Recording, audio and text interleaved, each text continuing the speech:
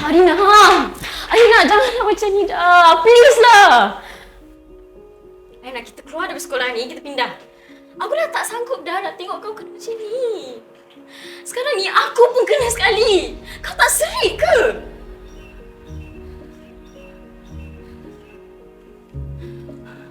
Apa yang degil sangat kau ni, Arina?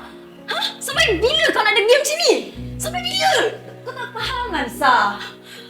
Aku tahulah sebab aku degil, sebab itulah dia berani buat lagi. Kau percayalah aku. Dia akan buat lagi lepas ni.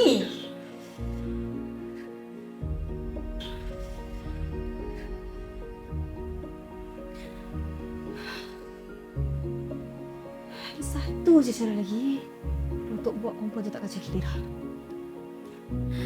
Apa? Melutut kat dia.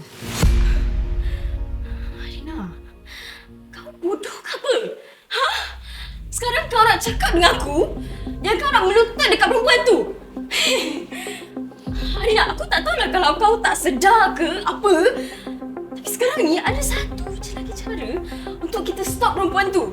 Apa? Kau kena stop rapat dengan Iqbal. Itu je. Sah,